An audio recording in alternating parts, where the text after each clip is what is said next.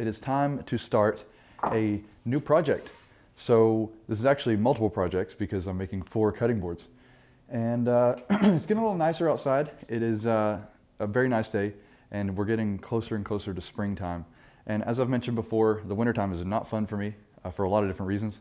One, my shop is absolutely freezing, and I don't really have the money to fix that issue. And that's kind of what this video is about. It's about making money with your hobby. So as you know, the projects that I've made, my table, most of the projects that I've actually made is for me. I don't really make any money on them, and they cost me a lot of money to make. But you can make little projects like coasters, cutting boards, and little things that are easy to turn a profit on that don't take that much time. So cutting boards for me have been one of those things. They don't take me much time. They don't take a lot of resources as far as tools to make. Now, there are tools that I would like to buy to make that process a little bit faster. One of those would be a very nice bandsaw with a really good resaw blade. That way cutting strips is A, a whole lot safer than doing it on the table saw, and B, the kerf of the blade is a whole lot thinner, which means I waste less material. And generally speaking, with cutting boards, you are using very expensive material, such as this big 8/4 piece of Paduke that I got yesterday. And I got some of these sticks of maple, we got cherry. We're gonna be mixing a whole lot of different woods, as I usually do in my cutting boards. We got unlimited maple, or not maple, but walnut to use in the cutting boards as well. So in this video, it's gonna be all about making money so that way you can buy more tools to make the process easier to do. So in my shop right now, it makes more sense for me to make cutting boards to make money than like making furniture to make money, because I don't have the tools that make making more complicated furniture profitable, because my shop isn't really set up to do that efficiently. So that is why doing these projects to begin with is nice, to be able to build a little bit of cash so that way you can buy the more expensive tools. So with all that talking out of the way, let's go ahead and start cutting some strips up and make some cutting boards. So the most efficient way to do this would be to cut the lengths to where I can, after I glue all the strips together, I can actually cut them in half and actually end up with 2 cutting boards. I don't think that I have long enough walnut to be able to do that. So I am just going to be cutting them into their lengths a little bit longer, so that way I have room to cut off, obviously. So that's what we're going to do now. Let's do it.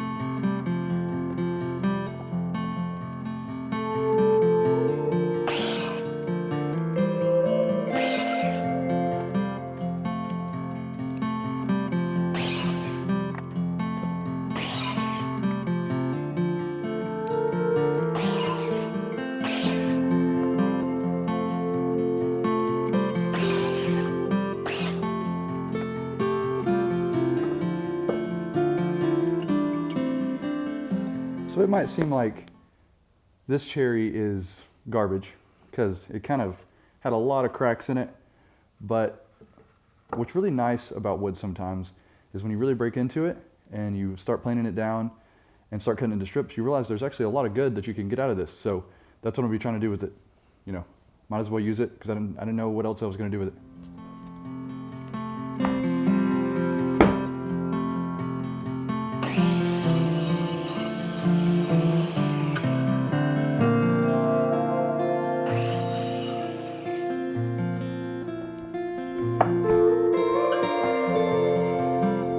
Say the next thing I should probably do is take this rough sawn material to the joiner and just kind of see what I can get out of this cherry in particular, because we got some nasty parts on this cherry, and I would like to kind of see how much I can get out of it.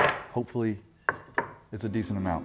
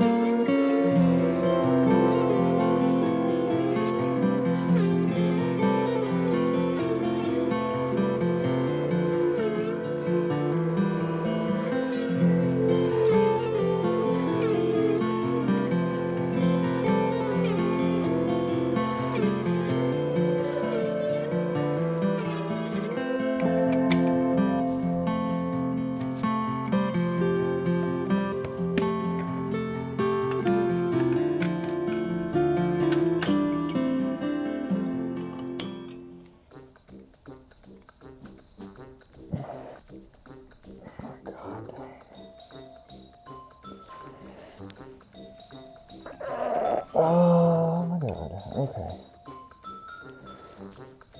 Oh my god. After some beating and banging, I got it. All right. It's always nice. I don't know how that was that tight.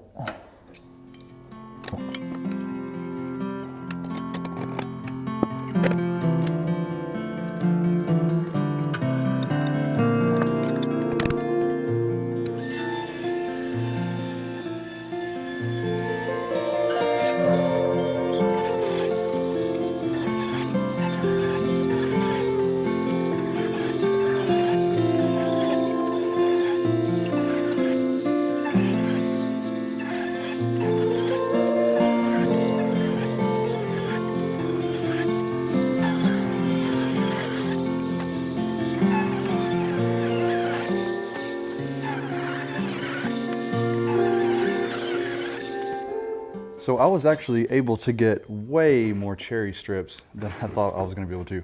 Well, way more good cherry strips than I thought I was going to. I mean, look at all these. This should be plenty for what I needed it for. So I think I should definitely be able to get 4 out of these. So there's still a lot more work to do to get them to thickness. So I want them to be an even thickness, so that way they're even in the cutting board. You know, I'll be losing a little bit of material doing it that way, but it'll be a better product overall. So that will be done on the thickness planer, but I think the next step is to cut the strips for all the other pieces of wood. So let's go make 100 plus more cuts again. Let's do it.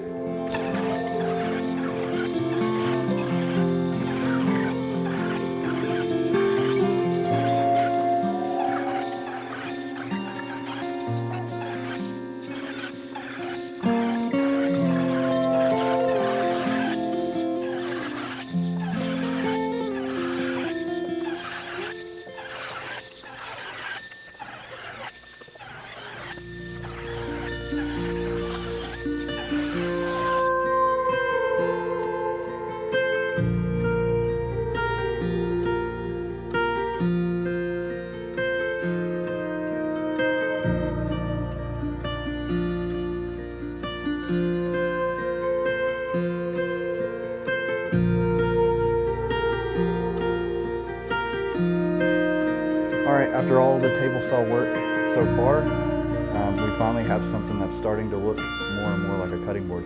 And I think I figured out the pattern that I want.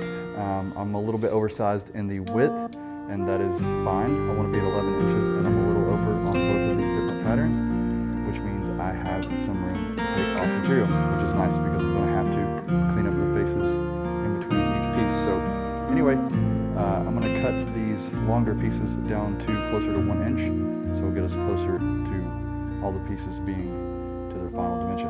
So let's go do that.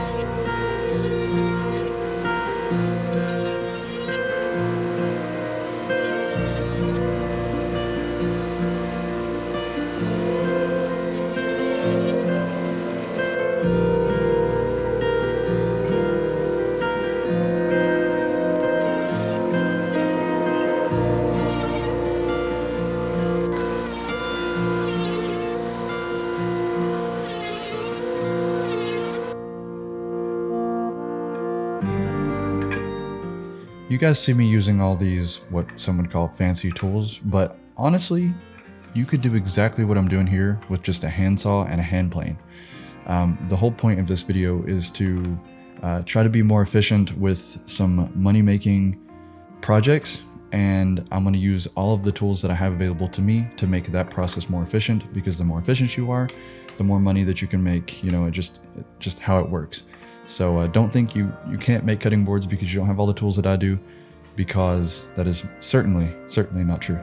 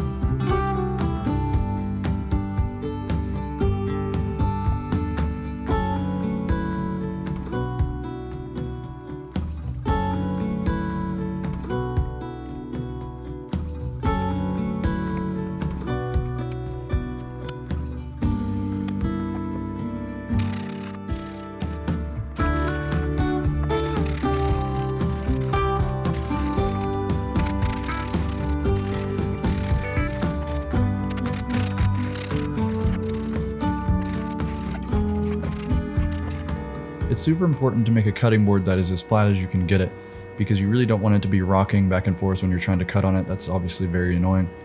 So my little solution, since I don't have a wide enough joiner, is to just joint what I can, and that will leave like a little bit of basically a rabbet, and I will use that flat part of the cutting board that I just made there on a piece of flat plywood, and I will run it through my thickness planer like you're about to see me do here.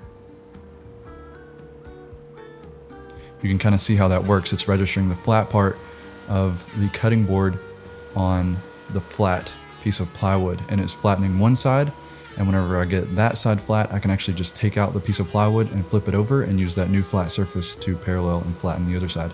And I saw this on YouTube a long time ago, and I didn't know how well it worked, and this actually worked very, very, very well, and I was super pleased with it. It's super hard to flatten cutting boards sometimes, and I'm really glad that I found a method that really works.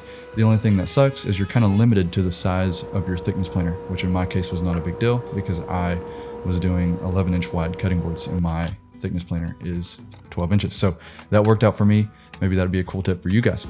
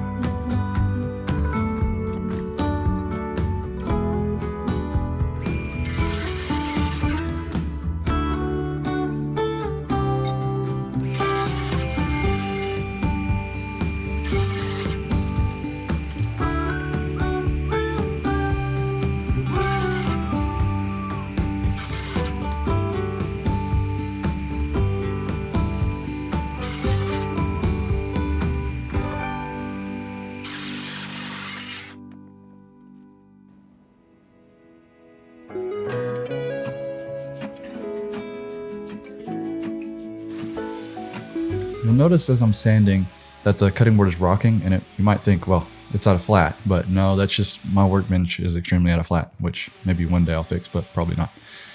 And also the cutting board is moving, which makes sanding it very difficult. And my solution, which you'll see here in a second, is to clamp a clamp to the workbench sideways. And this was a very, very simple solution. I didn't have to use any double-sided tape or anything crazy. And that really, really worked nicely. And I just kind of came up with that off the top of my head there. So there's another cool little tip. Now I'm going to go up to 180 grit, and I'm just going to kind of get it smooth. And yeah, so this is the kind of finishing stages of the cutting boards, which is always nice.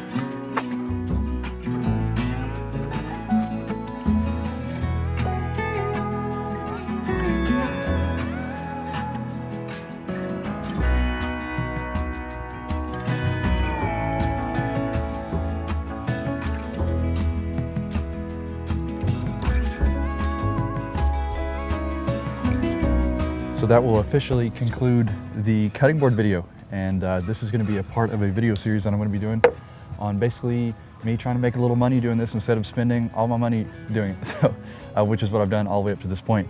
Because you know, both my desk builds cost me $1,000 a piece, and that is, you know, fairly expensive. And I would just like to make a little bit of money doing this instead, because the end goal for me was to do this for a living. So if I'm not making any money, I cannot do that for a living. So this was the first episode of trying to make a little bit of money. The next episode is going to be a much higher jump. We're going to be making some walnut coffee tables, and I'm going to be buying a big slab. I'm going to be cutting it in half, and I'm going to make 2 walnut tables. And so that should be very fun. I've got a new episode of the desk build coming up here very, very soon. And I'm going to be finishing the drawer. In the next episode, we're going to get onto the Kumiko, and that will complete that build. And then I can move on to my nightstand build, which is something I really, really need to build, because I really need a bigger nightstand. So anyway, guys, if you do not want to miss any of that, make sure to subscribe. And if you enjoyed this video and you're looking forward to the next one, make sure to leave a like. And if you have any questions or anything you want to say, make sure to leave it in the comments. And if you ever want to ask me any questions, you know, privately, you can always message me on Instagram.